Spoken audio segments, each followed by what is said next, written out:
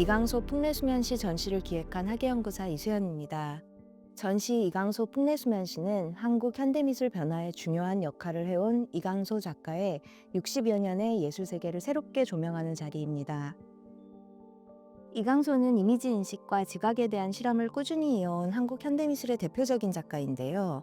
전시 제목인 풍래수면시는 바람이 물을 스칠 때라는 뜻으로 새로운 세계와 만나면서 얻게 되는 깨달음을 표현한 것입니다.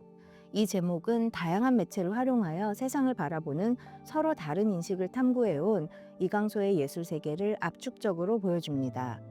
이강소의 이러한 예술관은 1975년 파리 비엔날레 출품작에 대해 직접 쓴 글에서도 잘 드러나 있습니다.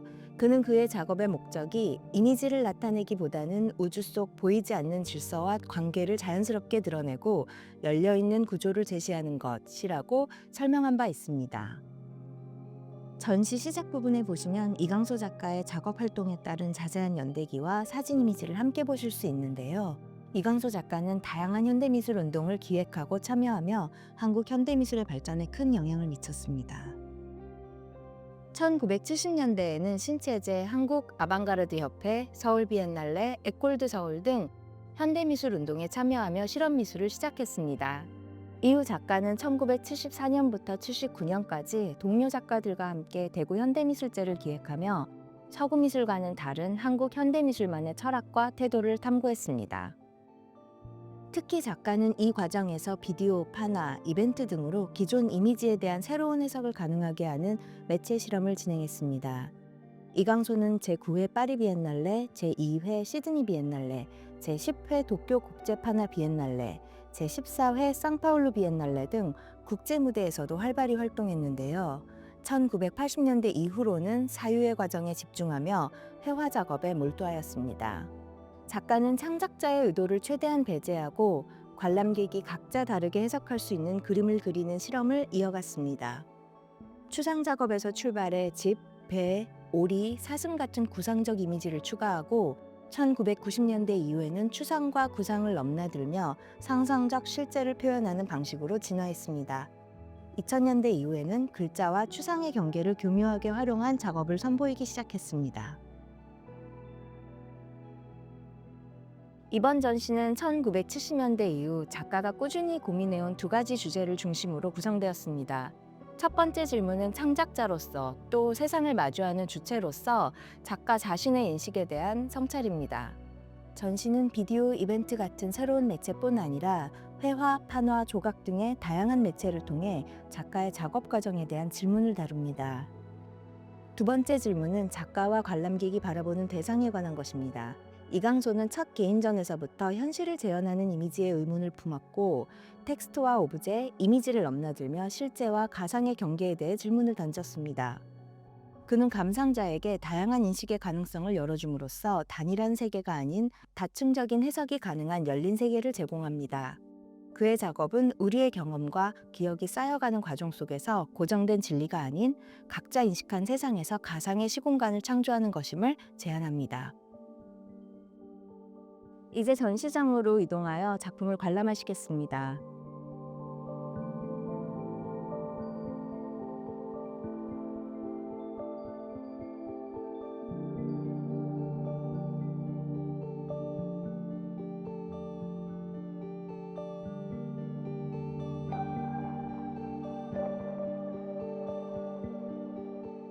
삼전시실에서는 실험미술과 추상 및 구상회화를 연결하며 이강소의 창작 과정을 따라갑니다.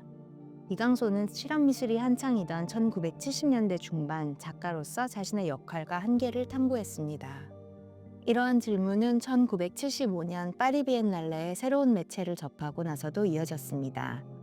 페인팅 78-1과 누드 퍼포먼스로 잘 알려진 페인팅 이벤트 77-2는 그리기라는 행위를 통해 작가 자신이 점차 지워지거나 신체에 묻은 물감을 닦아내면서 회화가 만들어지는 과정을 보여줍니다. 이처럼 작가의 의도를 배제하는 시도는 실험 미술을 거쳐 추상과 구상을 넘나드는 회화로 발전하게 됩니다. 1980년대 초에는 판화와 드로잉에 집중하며 추상적 드로잉을 시작했습니다. 1991년 뉴욕 현대미술관 국제교류 프로그램을 수료하고 돌아와서는 드로잉과 회화, 조각에 전념했습니다.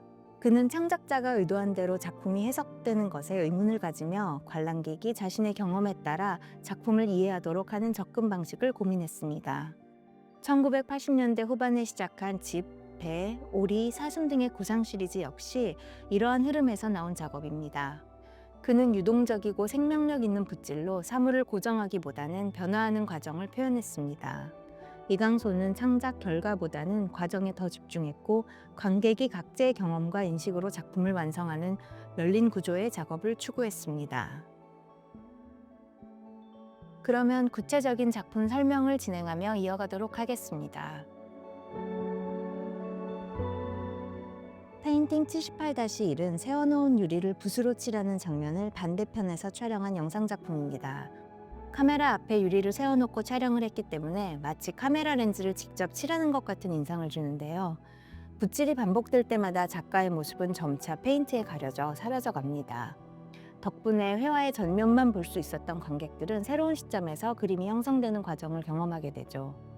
작가와 관객 사이의 전통적인 관계를 전복시키는 이 작업은 이강소가 1975년 파리 비엔날레에 참가해 접한 새로운 매체, 특히 비디오 아트에서 영감을 받은 것입니다. 당시 그는 비디오 아트가 예술의 새로운 분야로 떠오를 것을 예견하고 한국에 돌아와 동료 작가들에게 이 새로운 예술의 중요성을 전파하게 되는데요. 이때 시범적으로 작가들 앞에서 선보였던 것이 바로 이 영상작품입니다. 하지만 이 작품은 단순히 서구의 영향만을 받은 것은 아닙니다. 물감을 칠함으로써 자신의 모습을 지우는 행위는 작품에서 자신을 비워내는 과정이라고도 할 수 있죠. 이렇듯 의도적인 참여를 최소화하면서 관객이 작품을 해석하도록 유도하는 작가의 예술적인 태도는 초기의 실험미술부터 후기의 회화와 조각에 이르기까지 일관되게 나타나며 그의 예술세계 전반을 관통하는 중요한 개념이 됩니다. 1977년 제작된 이 작품은 박현기, 김영진, 최병소 등의 작품과 함께 이듬해 제4회 대구 현대미술제에 출품되었습니다. 하나의 모니터에 여러 작가의 작품이 연속으로 재생된 이 작품은 국내에서 처음으로 발표된 집단적인 영상 작업이자 한국 비디오 아트의 시발점으로 평가받고 있습니다. 그럼 다음 작품으로 가보실까요?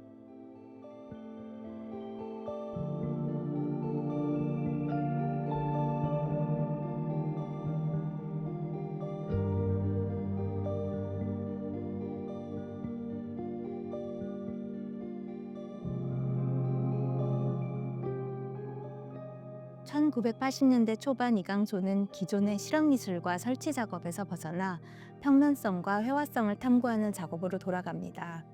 어린 시절부터 오랫동안 붓을 사용해 그리는 그림을 배우고 익혀왔지만 회화의 평면성을 명확히 이해하고 나서야 다른 작업을 수행할 수 있다는 결론에 이른 그는 이 시기부터 새로운 평면 회화를 시도하기 시작합니다. 캔버스에 관한 실험에서부터 회화를 분석적으로 해석해보는 일까지 개념적인 회화를 통해 평면성을 탐구해가던 그는 이후 작가의 의도를 최대한 배제하는 회화를 실험하기 시작합니다.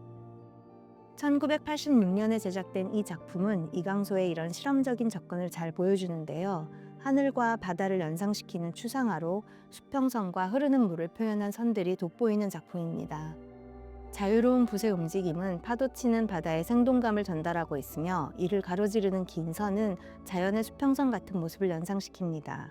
정신과 몸, 붓의 움직임을 통해 작가라는 자아를 지우고 철학과 내면의 흐름을 담아내고자 한 이강소의 예술적인 시도가 이른 시기부터 다양한 매체를 통해 꾸준히 이어져 왔음을 잘 보여주는 작품입니다.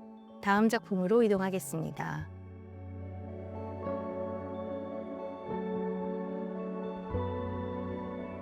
추상을 통해 회화와 회화가 가진 평면성을 탐구하던 이강소의 작품에는 1980년대 중반이 넘어가면서부터 구체적인 도상이 등장하기 시작합니다. 집, 배, 오리, 사슴 같은 도상이 대표적입니다. 그런데 단순하게 현실을 묘사하고 재현하는 대신 그는 서예의 필선을 닮은 유동적이고 생명력 있는 붓질을 반복함으로써 마치 여러 순간을 동시에 담아낸 듯한 입체적인 그림을 완성합니다. 이런 방식은 이강소가 사물과 세상을 인식하는 방법과 맥락을 같이 하는데요. 작가는 사물이 특정한 형태를 가지고 있다고 보지 않습니다. 대신 이 세상 모든 것을 고정된 상태가 아니라 끊임없이 움직이고 변화하는 것으로 인식합니다. 이강소는 젊은 시절 과천에 자리한 동물원을 자주 찾았다고 하는데요. 그곳에서 오리와 사슴을 관찰한 경험이 그의 작업에 큰 영향을 미쳤다고 합니다. 오리가 지나갈 때 그 움직임에서 느껴지는 파동에 깊은 인상을 받은 그는 이를 자신의 회화에 반영하고자 하였습니다. 한편 이강소는 1980년대 후반부터 오리와 함께 사슴에 관심을 가지고 지속적으로 회화 작업을 해왔는데요. 사슴의 고유한 의미나 형태를 재현하는 것은 그의 관심사가 아니었습니다. 사슴이라는 도상을 통해 존재와 회화성에 대한 탐구를 하려는 것이었는데요. 하나의 화면 안에 다양한 각도를 중첩해 그리고 있다는 점에서 입체주의적 화가나 피카소의 작품을 연상시키기도 합니다. 실제로 유튜브 화면에는 충분히 담기지 않으리라고 생각합니다. 전시실에서 이 작업을 보신다면 저 멀리서 감상했을 때 형형한 눈빛이 빛나는 것 같은 강렬한 사슴의 모습이 가까이 다가갈수록 여러 개의 복잡한 선과 면으로 이루어진 형태없는 얼굴로 이루어진 것을 발견하실 수 있을 것입니다. 꼭 전시실에서 감상해 보기를 권하는 작품입니다.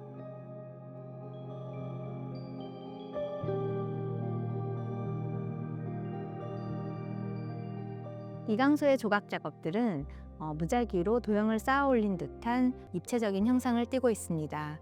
이러한 자신의 조각을 그는 만들어지는 조각이라고 부릅니다. 여느 조각가들처럼 재료를 주관적으로 다듬거나 변형하는 대신 던지는 행위를 통해 작품을 창조한다는 의미인데요. 가루 상태로 된 흙을 반죽해 직육면체를 뽑아낸 다음 내리치듯 던지면 그 흙덩이들이 서로 엉키고 맞물리고 떨어지면서 자연스러운 형태를 이루게 된다고 합니다. 던지는 행위와 중력에 의해 변형되는 이 과정 속에는 반죽된 흙의 상태뿐만 아니라 작가의 육체와 정신의 기운, 주변의 환경 등이 모두 함께 작용합니다. 이 모든 요소가 합쳐지는 순간 조각이 비로소 완성되는 것이죠. 이 과정에서 작가는 작품을 만드는 주체라기보다는 행위자로서 조각이 스스로 변화하며 제 모습을 결정해가는 것을 지켜봅니다. 그리고 그 속에서 모든 것이 순환하고 흐르는 모습을 탐구해 나갑니다. 이강소의 이 같은 실험은 다양한 재료와 형태로 진화하며 현재까지도 계속되고 있습니다. 다음 작품으로 이동하시겠습니다.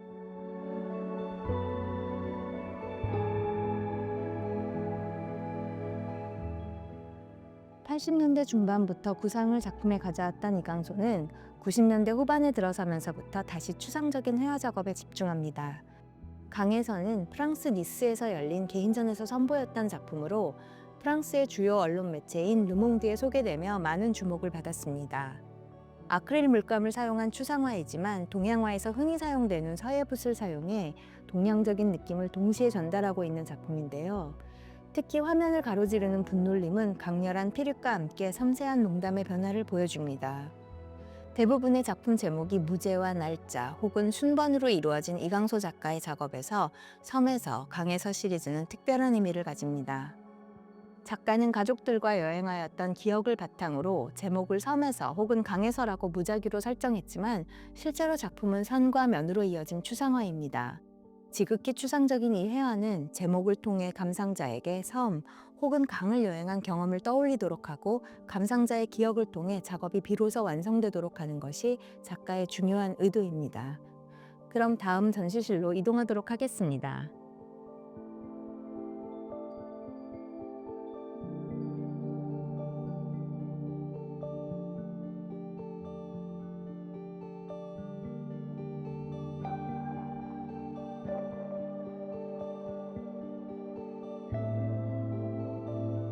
사전시실에서는 초기 작업부터 2000년대 회화에 이르기까지 이미지와 실제의 관계를 고민하며 대상을 바라보는 시각을 탐구한 이강소의 작업 세계를 살펴봅니다. 1971년 이강소는 서울의 신문회관에서 열린 신체제 그룹전에서 근대미술에 대하여 결별을 고하는 설치 작업을 진행했습니다. 테이블 위에 커다란 검은 직육면체를 올려놓고 왼쪽에는 검은 칠을 한 대나무 묶음을 놓아두었고 오른쪽에 배치한 검은 항아리에는 향을 피워 올렸습니다. 이 설치물들 뒤편에는 흰 캔버스를 병풍 모양으로 둘러서 펼쳐놓았죠. 제사의 형식을 빌려온 이 작품을 통해 작가는 무슨 말을 하려 했을까요? 제목처럼 왜 근대미술에게 결별을 선언한 것일까요? 당시 작가는 그동안 자신이 받았던 교육을 비롯해 서구 미술의 경향을 쫓아가는 한국 현대미술계의 태도, 그리고 한국의 정통성을 잊어가는 세태에 대해서 회의감을 가지게 되었다고 합니다. 한국적 전통을 어떻게 회복시킬 것인지, 그리고 이것을 서구의 방식과 어떻게 결부시킬 것인지를 고심하던 그는 다양한 매체를 통해 한국성과 현대미술을 탐구할 수 있는 작품을 만들고자 하였습니다. 이 작품은 이런 그의 의지와 포부를 형상화한 작업이라고 할 수 있는데요. 이강소는 이 설치 작업 이후 비로소 자유로운 생각으로 작품을 시도할 수 있게 되었다고 말합니다.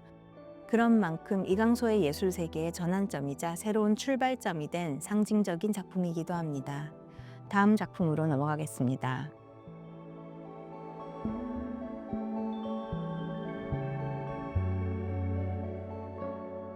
서구 근대미술로부터 결별을 선언한 이강소는 본격적으로 이미지에 대해서 탐구하며 실제와 이미지의 관계에 대해 근본적으로 사유하게 됩니다. 그 과정에서 다양한 매체가 등장하는데요. 특히 판화, 사진, 비디오와 같이 복사해서 똑같은 이미지를 생산해낼 수 있는 매체들을 주로 사용하여 실제와 이미지의 허구성을 이야기합니다. 작품 무제 7522에서는 깨어진 돌과 깨지기 전의 돌을 나란히 배치해 실제 돌과 가상의 이미지의 관계를 살펴봅니다. 깨진 돌과 깨지기 전의 돌을 사진, 판화, 회화로 병치한 작품은 다양한 시기에 걸쳐 이루어진 인식 실험으로 우리가 인식하는 모든 것들이 결국 각자의 상상 속에서만 존재할 수 있음을 보여줍니다.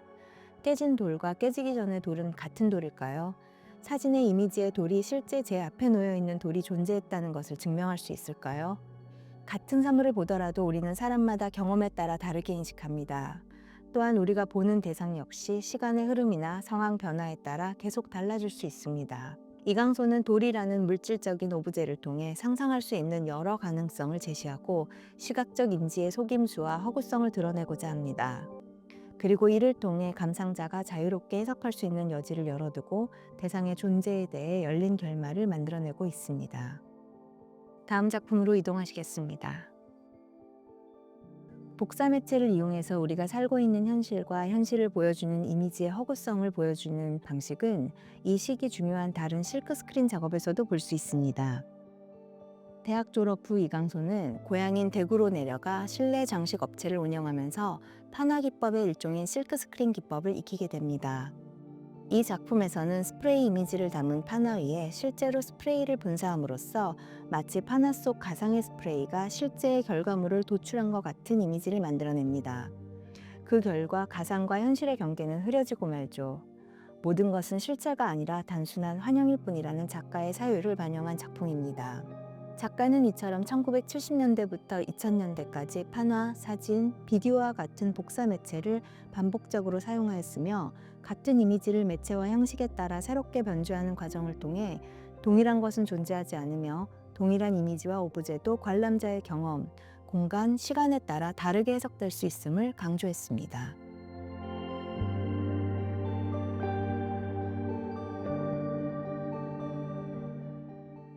앞서 말씀드렸다시피 1970년대 이강소는 새로운 한국 현대미술을 찾아나가기 위하여 신체제, 한국 아방가르드 협회 등 여러 단체에서 활동을 하며 현대미술 운동에 적극적으로 참여하였습니다.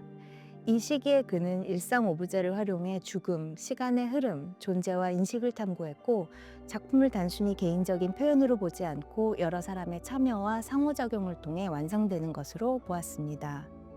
이러한 태도는 그가 대구로 돌아와 동료 작가들과 함께 지역 최초로 현대미술 운동을 기획하고 주도하는 원동력이 되었습니다. 이강소는 1975년 파리 비엔날레에 무제 75031이라는 작품을 출품합니다. 일명 닭 퍼포먼스라고 불리는 이 작품에서 작가는 닭을 먹이통에 줄로 묶어놓고 먹이통 주변에 석고가루를 뿌려놓은 뒤 닭이 정해진 반경 내에서 마음대로 먹이를 먹고 돌아다니게 놔두었습니다. 닭이 돌아다닐 때마다 바닥에는 자연히 그 흔적이 석고가루와 함께 남게 되었죠. 전시에서는 이 퍼포먼스를 통해 남겨진 닭의 흔적이 사진과 함께 출품되었는데요. 당시 이 작품은 관객들에게 사라진 닭에 대한 궁금증을 불러일으키는 동시에 작품과 현실 사이의 관계에 대한 질문을 던짐으로써 커다란 반향을 일으켰습니다. 그 작품의 시초가 된 작업이 바로 지금 보시는 꿩입니다. 박제된 꿩에 하얀 물감을 바른 뒤 그 발자국을 바닥에 남긴 설치 작품이죠. 이 작품을 제작하던 당시 이강소는 한 학교에서 미술교사로 근무하고 있었는데요. 교실에는 박제된 꿩이 비치되어 있었다고 합니다. 정물화용으로 제작된 꿩의 발자국을 물감을 이용해 바닥에 찍어냄으로써 마치 꿩이 살아서 돌아다니는 것 같은 움직임을 만들어낸 것이죠. 살아있던 존재인 꿩을 박제로 만들어 사물로 만든 후 다시 그 사물인 꿩의 발자국의 이미지를 남겨 살아있었음을 상상하게 한 이 작업은 존재와 실존에 대한 작가의 근본적인 질문을 흔적이라는 방식으로 시각화한 실험적인 작업입니다. 이 전시회는 2018년 다시 재제작된 작품을 선보이고 있습니다.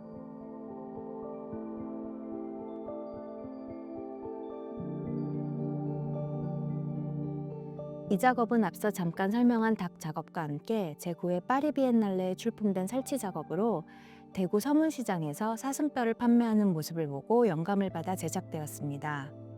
당시 서문시장에서는 사슴뼈를 약재로 사용하거나 닭을 직접 잡아 파는 모습이 흔했는데 이는 작가에게 강한 인상을 주었습니다. 그는 이 뼈들을 구입해 나무 합판 위에 분필로 그린 3마리의 사슴 드로잉 위에 흰색, 은색, 검은색으로 칠해진 뼈를 배치해 사슴의 형상을 재구성했습니다. 이 작품은 꿩이 그러하였듯이 생명체의 실존을 직접적으로 표현하지 않고 죽음 이후 남은 흔적과 잔영을 통해 존재를 암시하는 방식으로 표현하고 있습니다. 이 작품은 이강소에게 존재란 무엇인가 라는 질문의 출발점이 되어주었다는 점에서 큰 의미를 가집니다.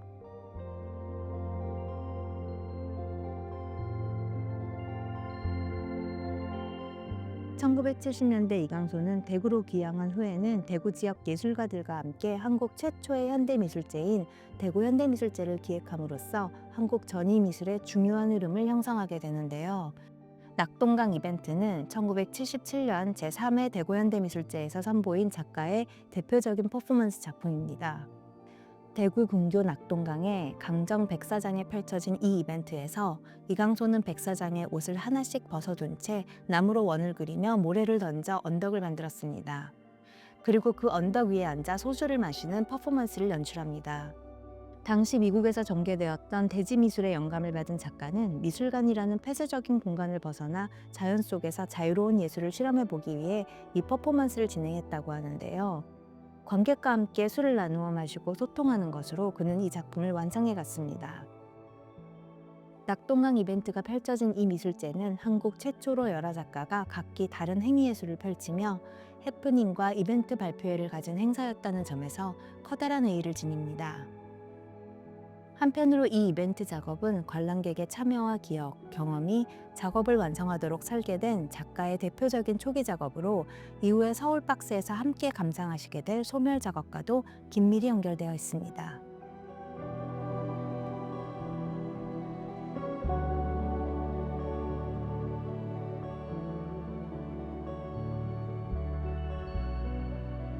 소멸은 1973년 명동화랑에서 열린 이강소의 첫 번째 개인전에서 선보인 작업으로 작가가 자주 가던 오래된 선술집에서 실제 사용하던 탁자와 의자를 전시장으로 옮겨와 일주일간 선술집을 운영했던 이벤트 작업입니다.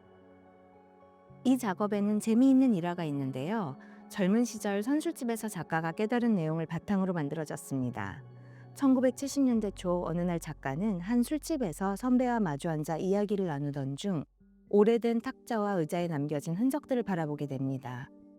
그 흔적들은 테이블과 의자가 겪은 지나간 시간의 경험과 기억을 담고 있었고 이를 통해 작가는 자신이 앉은 선술집의 테이블과 의자를 특별한 오브제로 인식하게 됩니다. 더불어 함께 마주 앉아서 이야기 나누는 선배가 바라보고 기억하는 경험과 작가가 선배를 바라보며 갖게 될 기억 또한 서로 다르게 남고 서로 다른 흔적으로 기억될 것이라는 것을 깨닫게 됩니다.